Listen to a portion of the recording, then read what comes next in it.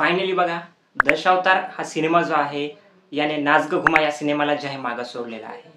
या व्हिडिओमध्ये आपण नवीन रिलीज झालेले मराठी सिनेमे आणि त्यासोबत दशावतार या सिनेमाचे बॉक्स ऑफिस रिपोर्ट जे आहे ते पाहूयात. तर नक्की हा व्हिडिओ जे आहे ते शेवटपर्यंत पहा. नाच गं घुमा या सिनेमाचं लाईफ टाईम कलेक्शन होतं बघा 23,55,00,000 आणि या सिनेमाला जर मागं सोडायचं असतं तर दशावतार या सिनेमाला नेटमध्ये जवळपास 50-55 लाखांची कमाई जी आहे ते करायची होती. परंतु बरोबर 31व्या दिवशीच दशावतार या सिनेमाने प्रॉपरली नाच गं घुमा या सिनेमाला नेट कलेक्शनमध्ये जे आहे ते मागं सोडलेलं आहे. पहिल्या आठवड्यामध्ये दशावतार या सिनेमाने 9,20,00,000 कमवले होते. दुसऱ्या आठवड्यामध्ये 9,25,00,000. तिसऱ्या आठवड्यामध्ये खूप जास्त या सिनेमाला ड्रॉप बघावा लागला. जवळपास ॲव्हरेजमध्ये 3.5 कोटी या सिनेमाने कमवले. चौथ्या आठवड्यामध्ये ही सिनेमा कमाई जी आहे आणखी खूप जास्त कमी झाली व जवळपास 1.5 कोटीच या सिनेमाने चौथ्या आठवड्यामध्ये कमवले. आणि त्यानंतर या सिनेमाची जर कमाई सांगायला गेलं तर या सिनेमाने त्याच्या चौथ्या आठवड्यानंतर 29व्या दिवशी 5,00,000, 30व्या दिवशी म्हणजे ज्या दिवशी की 5वा या सिनेमाचा शनिवार होता त्या दिवशी या सिनेमाची कमाई 16 लाखांवरती गेली व 7व्या दिवशी परत रेकॉर्ड ब्रेकिंग या सिनेमाच्या कमाईमध्ये वाढ झाली व 7व्या दिवशी या सिनेमाने टोटल कमवले 17 लाख.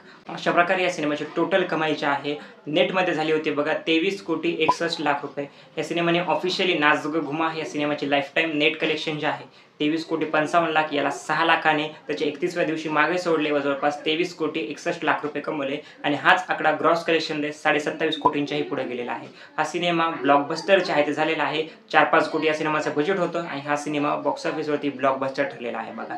यानंतर वडापाव नावाचा सिनेमा जो की थिएटर्समध्ये रिलीज झाला होता या सिनेमाने लाईफ टाईममध्ये फक्त 24 लाख रुपये कमवलेले आहेत. आणखी कमवले तर 1-2 लाख हा कमवेल त्याचे चान्सेस नाही आहेत. म्हणजे तुम्ही धरून चाला की या सिनेमाची लाईफ टाईम कमाई 25 लाख रुपये झालेली आहे. विदेशामध्ये शूट झाला, एवढी मोठी स्टारकास्ट घेतली, परंतु हा सिनेमा काही चालला नाही. स्टोरीमध्ये जर दम नसेल तर तुम्ही समजू शकता की मराठी सिनेमाचे काय हाल होत आहेत. तुम्ही कितीही मोठा स्टार घ्या, कितीही काय घ्या, कारण की सकाळ तर होऊ द्या हा एक सिनेमा आहे ज्याने की रात्र तर बघितलीच नाही आणि तोही सिनेमा जो आहे कलेक्शनमध्ये खूप जास्त अमाऊंटमध्ये जे आहे ते आढळला. सकाळ तर होऊ द्या या सिनेमाला खूप भारी रिव्ह्यूजवरती पहिल्या दिवशी या सिनेमाची कमाई 10 लाखांवरती गेली तर दुसऱ्या दिवशी ही कमाई जी आहे 8 लाखांवरती गेली. अशा प्रकारे या सिनेमाची 2 दिवसाची कमाई 18 लाख रुपये झालेली आहे.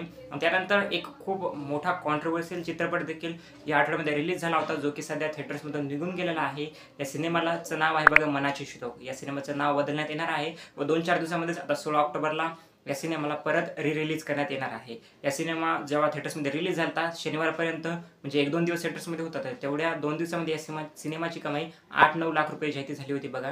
आणि अशा प्रकारे 3-4 सिनेमामध्ये ज्यांनी की बॉक्स ऑफिसवरती ठीकठाक कमाई केली नाही तर 3 सिनेमे फ्लॉपच गेले आहेत बघा. फक्त दशावतार हा सिनेमा चांगली कमाई करत आहे. आणखी हा सिनेमा रोज 4-5 लाख रुपये कमवत आहे. लाईफ टाईममध्ये तुम्ही असं धरून चाला की ग्रॉसमध्ये हा सिनेमा 28 लाख किंवा 28 कोटी ते 28 कोटी 20 लाख रुपयापर्यंत ॲप्रॉक्सिमेट कलेक्शन करू शकतो. यावरती या सिनेमाचं ग्रॉस कलेक्शन जे आहे ते जाणार नाही. नेटमध्ये हा आकडा जाऊन आता 27 कोटी रुपयापर्यंत जाऊ शकतो. त्यावरती काही जाणार नाही बघा. हे सिनेमाचं लाईफ टाईम कलेक्शन असू शकतं आणि जेव्हा या सिनेमाचं लाईफ टाईम कलेक्शन येईल तेव्हा तर मी तुम्हाला सांगेलच. कारण की आणखी काही प्रेक्षक आहेत बघा की या सिनेमाला चांगला रिस्पॉन्स देत आहेत. पुणे, मुंबई अशा ठिकाणी या सिनेमाचे आणखी शोज हाऊसफुल जात आहेत. छत्रपती संभाजीनगरमध्येही खूप सारे जण या सिनेमाला बघायला जातात. त्यामुळे हा सिनेमा रोज काही ना काहीतरी 4-5 लाखांची कमाई करतो. तर नक्की तुम्ही ह्या सर्व सिनेमापैकी कोणता सिनेमा बघितला आहे आणि कोणता सिनेमा तुम्हाला आवडला नक्की कमेंट्समध्ये सांगा. धन्यवाद.